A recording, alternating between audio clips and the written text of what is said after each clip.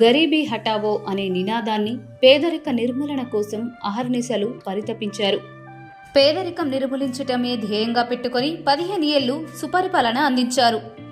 భారతదేశాన్ని పరిపాలించిన తొలి మహిళ ప్రధానమంత్రి జీవిత విశేషాలు చూద్దాం. 1917 నవంబర్ 19న నెహ్రూ కుటుంబంలో జన్మించారు శ్రీమతి ఇందిరాగాంధీ. పండిట్ జవహర్ లాల్ నెహ్రూ, కమలా నెహ్రూ దంపతుల ఏకైక కుమార్తె శ్రీమతి ఇందిరాగాంధీ. ఆమె స్విట్జర్లాండ్, జెనీవా, విశ్వభారతి, శాంతినికేతన్ మరియు సోమర్విల్లే కాలేజ్, ఆక్స్ఫర్డ్, కొలంబియా వంటి ప్రఖ్యాతిగాంచిన విశ్వవిద్యాలయాల్లో విద్యను అభ్యసించి ప్రత్యేక గుర్తింపును పొందారు శ్రీమతి ఇందిరాగాంధీ. శ్రీమతి ఇందిరాగాంధీ స్వాతంత్రోద్యమంలో చురుకుగా పాల్గొన్నారు. బాల్యంలో ఆమె సహాయ నిరాకరణ ఉద్యమ సమయంలో కాంగ్రెస్ పార్టీకి సహాయం చేయడానికి బాల్ చరాకా సంఘ్లో పాల్గొన్నారు. 1930లో వానర్ సేన అనే పిల్లల సంఘాలను స్థాపించారు.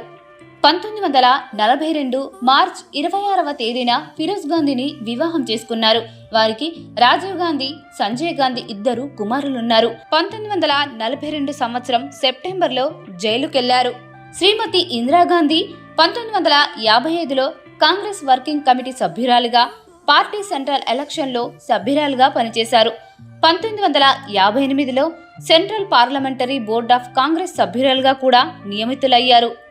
AICC national integration council chairperson గా, ఆల్ ఇండియా యూత్ కాంగ్రెస్ అధ్యక్షురాలిగా పనిచేశారు. ఇందిరాగాంధీ లాల్ బహదూర్ శాస్త్రి మంత్రివర్గంలో సమాచార ప్రసార శాఖల మంత్రిగా పనిచేశారు. ఆ తర్వాత ఇందిరాగాంధీ 1966వ సంవత్సరం నుంచి 1977వ సంవత్సరం మార్చి వరకు భారతదేశ తొలి మహిళ ప్రధాన మంత్రిగా సుదీర్ఘ కాలం పనిచేసి రికార్డు సృష్టించారు.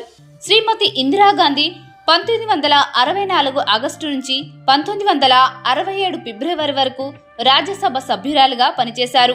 1980 సంవత్సరం జనవరిలో ఇందిరాగాంధీ ఉత్తరప్రదేశ్లోని రాయబరేలీకి ప్రాతినిధ్యం వహించారు.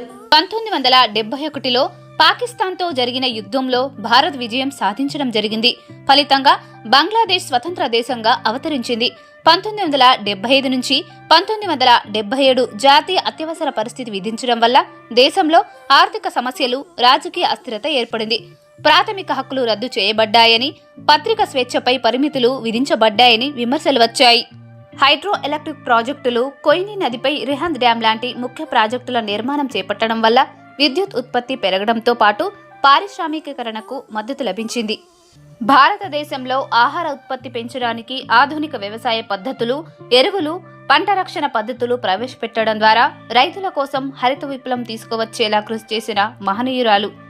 ఆమె ప్రవేశపెట్టిన సంస్కరణలలో బ్యాంకుల జాతీయకరణ చాలా ముఖ్యమైంది. 1969 సంవత్సరంలో 14 ప్రధాన వాణిజ్య బ్యాంకులను జాతీయకరించి గ్రామీణ ప్రాంతాలకు బ్యాంకింగ్ సేవలను విస్తరించారు.